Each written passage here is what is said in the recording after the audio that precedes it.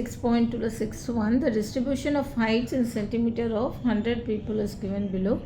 Construct an histogram and the frequency polygon imposed in it. So 125 to 135 வந்து 12 members இருக்காங்க. 136 to 146ல 22 peoples இருக்காங்க. அந்த மாதிரி ஃப்ரீக்வன்சி பாலிகன் கொடுத்துருக்காங்க. ஸோ ஃப்ரீக்வன்சி பாலிகன்றதால் நம்ம ஹிஸ்டோகிராம் ட்ரா பண்ணக்கூடாது. அதை கன்ஸ்ட்ரக்ட் ஹிஸ்டோகிராம் பண்ணிவிட்டு அண்ட் தென் அதுலேயே ஃப்ரீக்வன்சி பாலிகனும் பண்ணணும், இன்ஸ்டாகிராமும் பண்ணணும். ஓகேவா? ஸோ இது எப்படி போடலான்னா, ஸோ இப்போ இது வந்து ஹைட் இன் சென்டிமீட்டர்ஸ் இது கொடுத்துருக்காங்க. இது பார்த்திங்கன்னா நம்மளுக்கு இதில் எண்டாகிறது தான் இதில் ஸ்டார்ட் ஆகணும். ஓகேவா? இது லோயர், இது அப்பர் பவுண்ட்ரியும் லோயர் பவுண்ட்ரியும் சேமாக இருக்கணும். Upper limit and lower limit சேமாக இருக்கணும். இது இல்லாதால இது வந்து discontinuous distribution. The given distribution is discontinuous. So converting into continuous distribution நம்ம என்ன பண்ணோன்னா, lower boundary that is lower லிமிட்டோட -0.5 பண்ணணும் அண்ட் அப்பர் லிமிட்டோட 0.5 ப்ளஸ் பண்ணணும். ஸோ இப்போ இந்த லோயரோட -0.5 பண்ணும்போது என்ன ஆகும்னா 125 -0.5 போடும்போது 10ல் 5 போனால் 5, அப்போ இங்கே 4 இருக்கும், 124.5. இப்போ நம்ம வந்து இதை வந்து கண்டினியூஸாக மாற்றுறோம். ஸோ கண்டினியூஸாக பார்த்தும்போது இது என்ன வரும்னா, இது 124.5 அண்ட் திஸ் ஒன் இஸ் இங்கே வந்து 135 ப்ளஸ் 0.5 போனால் 135.5. ஓகேவா? So frequency polygon is 12. அதே மாதிரி எல்லாத்துக்குமே சேஞ்ச் பண்ணிட்டு வரணும். ஸோ இது எப்படி பண்ணணும்னு சொல்கிறேன். 135 ப்ளஸ் 0.5 இப்படி தான் பண்ணணும். 135.5. ஓகே, நெக்ஸ்ட் ஒனுக்கு சொல்கிறேன். 136 146.5. ஸோ 136க்கு -0.5 போட்டால் என்ன வரும்னா 0.5 போட்டால் 135.5. 10ல் 5 போனால் 5, இந்த 5 இருக்கும். ஸோ நான் அப்படியே போட்டுறேன் ரஃபாக. நீங்கள் அப்புறம் வந்து சப்ராக்ட் பண்ணி பார்த்துக்கோங்க. 130. இப்போ இது கண்டினியூஸாக வந்துருச்சு. ஏன்னா அப்பர் பவுண்ட்ரி லோயர் பவுண்ட்ரி சேமாக இருக்குது. இப்போ இதில் ப்ளஸ் 0.5 போடும்போது 146.5. ஸோ அந்த ஃப்ரீக்வன்சி பாலிகன் 22 எழுதிக்கோங்க. ஸோ இப்போ இது கண்டினியூஸாக மாறிடுச்சு. அதே மாதிரி 147 -0.5 என்ன வரும்னா 146.5. இது வந்து 157.5. நெக்ஸ்ட் ஒன்றும் 157 எதுலேயே வரும் 0.5 மைனஸ் இது என்ன வரும் 168.5. ஸோ அதோடைய ஃப்ரீக்வன்சி பாலிகனை எழுதிக்கோங்க 1824. நெக்ஸ்ட்டு 169.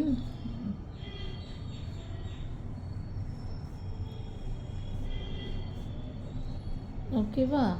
ஸோ நம்ம 168.5 வந்துடும். ஓகேவா? இது சப்ராக்ட் பண்ணும்போது -0.5, இது ப்ளஸ் 0.5 போடும்போது 179.5. frequency polygon is 15. next 179.5. இதில் -0.5 போடும்போது, இதில் +0.5 போடும்போது 190.5. frequency polygon is 7. next என்ன வரும் 190.5 வரும். 191 -0.5 போடும்போது இங்கே வந்து 201 + 0.5னா 201.5. frequency polygon is 2. Okay. So நான் இதை ஜூம் பண்ணி வச்சுருக்கிறதால இப்படி போடுறேன். எக்ஸாமில் வந்து இதே மாதிரி ஸ்ட்ரெயிட் டேபிளாக காலமாக போட்டுருங்க. இப்போ இது கண்டினியூஸ் டிஸ்ட்ரிபியூஷனாக மாறிடுச்சு. அப்போ நம்ம நியூ ஃப்ரீக்வன்சி டேபிள் இது தான் வந்து இங்கே ஹெட்டிங் எழுதும்போது எழுதிக்கோங்க. This is a new frequency table. So lower பவுண்ட்ரியோட -0.5 அண்ட் அப்பர் பவுண்ட்ரியோட +0.5 போடும்போது நம்மளுக்கு that is the lower upper இது வந்து limit is same to the next frequency distribution. Next இதுக்கு வந்து சேமாக இருக்கும். ஓகே. ஸோ இது தகுந்த மாதிரி நம்ம கிராஃப் ஷீட்டில் ட்ரா பண்ணணும். ஸோ இது வந்து X axis and X dash and Y this one is Y and இது வந்து Y dash.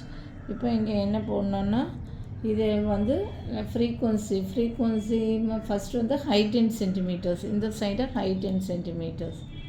So height in centimetres. Next ஃப்ரீக்வன்சினா number of peoples, height in centimetre எவ்வளோ நம்பர் ஆஃப் பீப்புள்ஸ்ன்னு தான் கொடுத்துருக்காங்க. ஸோ அது ஃப்ரீக்வன்சி டிஸ்ட்ரிபியூஷன்றதால அப்படி கொடுத்துருக்காங்க நம்பர் ஆஃப் பீப்புள்ஸ். நெக்ஸ்ட் என்ன பண்ணணும்னா ஃபஸ்ட்டு ஸ்கேல் எழுதிக்கோங்க. Scale in x-axis 1 centimeter equal to, so இப்போ இதை சப்ராக்ட் பண்ணி பாருங்கள். 135.5 minus 124.5. இந்த ரீடிங்கை அப்படியே எழுதிட்டேன். 124.5 135. இதை சப்ராக்ட் பண்ணிங்கன்னா என்ன வரும்னா 11 வரும். So in X access 1 centimeter equal to 11 units and in y axis நான் 5 தான் வச்சுருக்கேன். y axis 1 centimeter equal to இங்கே என்ன 11 units in centimeter height-ன்னு போட்டுக்கோங்க. 11 centimeter height and 5 unit 5 people. Okay, 5 people in y axis 1 centimeter equal to 5 people. இங்கே வந்து 1 centimeter equal to 11 centimeter height. இப்போ இதை ட்ரா பண்ணுங்கள். ஸோ எப்படி ட்ரா பண்ணுவீங்க? இப்போ என்ன கொடுத்து ஃபஸ்ட் ஒன்று 124.5 135.5க்கு நியூ ஃப்ரீக்வன்சி டேபிள்லேருந்து பார்க்கணும். ஸோ 12, இது 15 14 13 12. 12னால் இங்கே பாருங்கள், இது 10, இங்கே வந்து என்ன வரும் 10 15 போட்டிருக்கோம். ஓகேவா? இது வந்து 12.5 10 இங்கே வரும். ஓகே, 10 15. ஓகே, இது வந்து 12.5 மிடில் வரும். அப்போ 12னால் இங்கே வந்துடும். ஓகே, இந்த மிடில் இது வந்துடும். ஓகே, இப்போ புரியுதா? 15 10 இங்கே வந்து என்ன 12.5 நடு லைனு, இந்த திக் லைன் வந்து 12.5. அது கீழே ஒன்று இருக்கிறது தான் வந்து இது கிடையாது.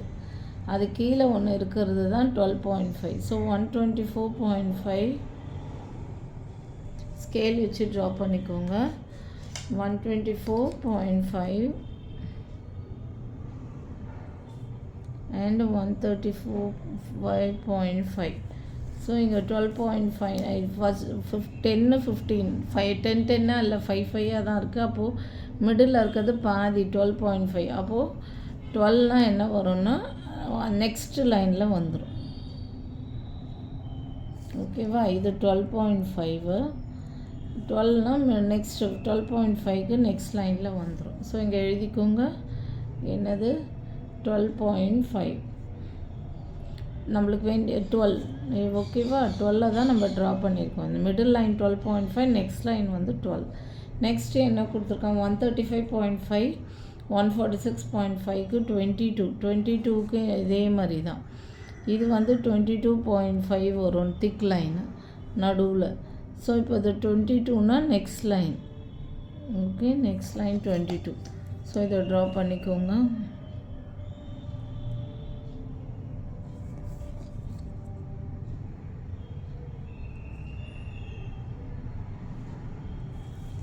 ஓகே, நெக்ஸ்ட்டு ஸோ இதை எழுதிக்கோங்க. என்னது 22. நெக்ஸ்ட் என்ன 146.5 157.5 18. 18னா என்ன 50. இது வந்து இங்கே மிடில் வந்து 17.5 வரும். ஓகே, 17.5 18னா மேலே லைன். ஓகே, மேலே லைன். ஸோ 18. நெக்ஸ்ட் வந்து 18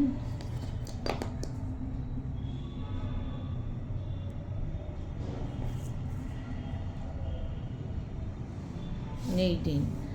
ஓகேவா? இது 17.5 அதுக்கு மேலே லைன். ஓகே, இது 22னா கொஞ்சம் கீழே வரும்.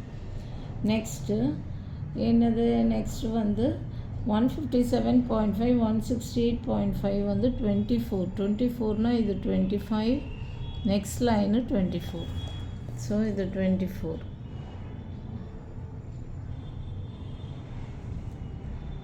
நெக்ஸ்ட்டு லைனே 24. இது 24. நெக்ஸ்ட்டு என்ன 168.5 179.5 வந்து 15. 15 இங்கே வருது. ஓகே, இதை அப்படியே ட்ரா பண்ணிக்க வேண்டியதுதான்.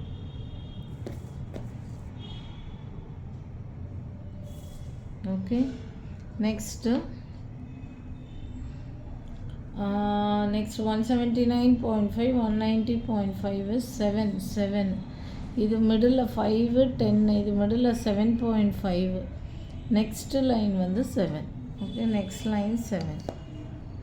நெக்ஸ்ட் லைன்னா 7.5க்கு கீழே மிடில் திக் லைன் வந்து 7.5 வரும்.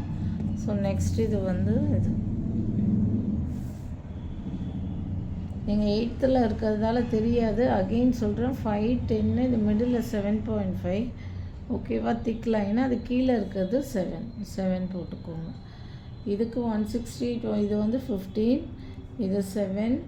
நெக்ஸ்ட்டு 190.5 201.5க்கு 2 0 இது 0 1 2. இங்கே பாருங்கள், இது 5, இது மிடில் இருக்கிறது 2.5. இந்த திக் லைன் வந்து 2.5. ஸோ அது கீழே ஒரு லைன் வர்றது தான் 2.